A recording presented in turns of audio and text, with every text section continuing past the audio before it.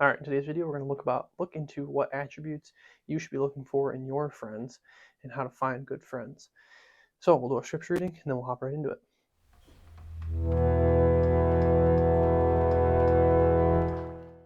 All right, we're going to do our scripture reading and then we'll hop right into the rest of the video. So we're going to read from Proverbs 31, verse 10. An excellent wife who can find, for her worth is far above jewels. All right, so it's so hard to find a good, true, genuine friend, and today we're going to be talking about what to look for to find that good friend or friends, and then also these apply to you being a friend, so what you should be as a friend. It's important as men to have good company. Hopefully you have a spouse or a significant other, a girlfriend, fiance that you can confide in some way or another, but it is just as important to have other good men, good fellowship, and godly men who you can trust, because you need to spend time with men and you need to have good men around you to build you up, to encourage you, to strengthen you. So, down the road when you're married, that's awesome. Hopefully you have a good, loving wife, but you also need to have a good group of friends. You don't need a million friends, but you need to have a few good friends. And you're known by the company that you keep. So it's important to have good friends, friends who value the same things that you do and uh, who are trusting in the Lord. You want to have friends that are going to build you up rather than tear you back down. So the company that you keep is very important. Today we're going to read a little bit of scripture and talk about attributes and qualities that you should be looking for to find these good friends that, hopefully they embody these qualities, and so do you. So we're going to start in 1 Peter chapter 4, verse 8. You want to find a loving friend. Above all, keep it fervent in your love for one another, because the love covers a multitude of sins. So you want to find a friend who is going to be loving to you, a friend who is going to be able to not only love the Lord, but again, love you, be able to show that love for you in his actions, someone who's praying for you, looking out for you.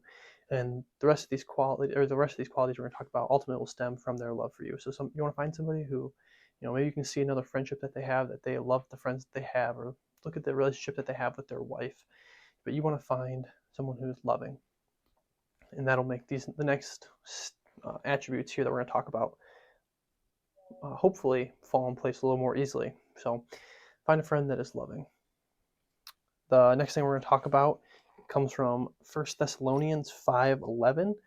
You want to find someone who is encouraging to you. Therefore, encourage one another and build one another up, just also as you are doing. You want to find a friend who's going to encourage you to do the right thing, encourage you to walk with the Lord, encourage you to be a man of God, encourage you to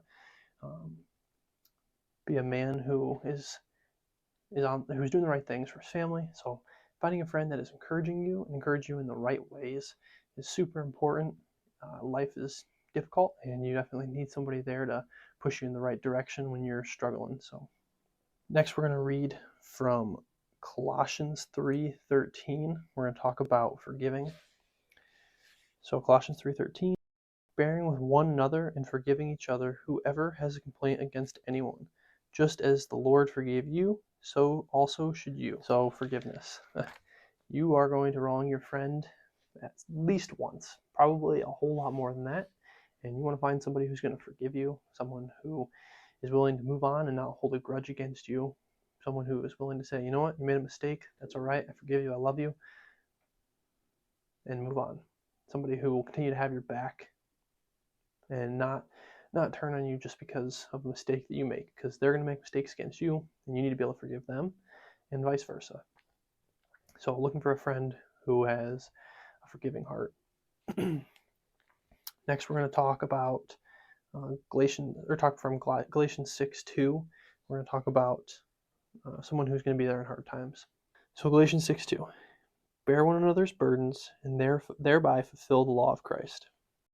Here we're talking about somebody who is not going to bail on you in the hard times, somebody who will be there when you're at your lowest moment, somebody who's going to be there at your highest moment.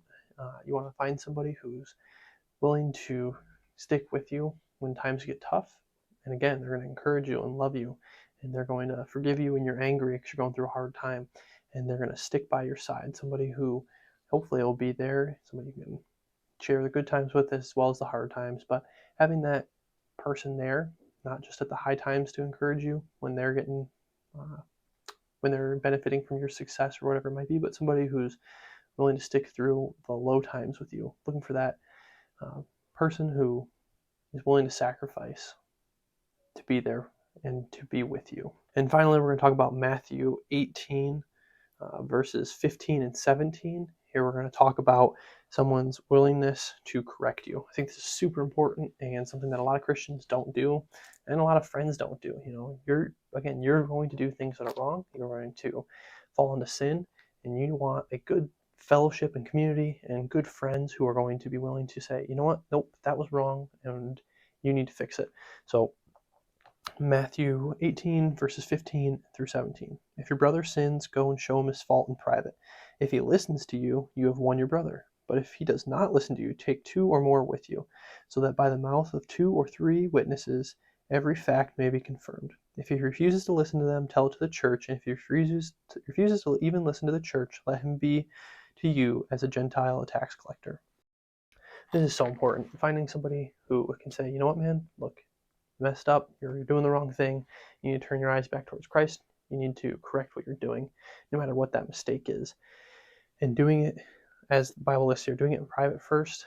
You're not making a huge scene, calling them out, letting them correct their mistake. And if they don't, again, as it says, take 2 or 3 other good buddies that you hopefully have and go correct them. Like, you have numbers, right? It's not just you who thinks they're doing something wrong. You can have your buddy, hey, here's what you're doing wrong, man. And then, as it says, take to the church after that if needed. But having these friends who are willing to say, you know what, I'm going to go talk to him because he's doing the wrong thing.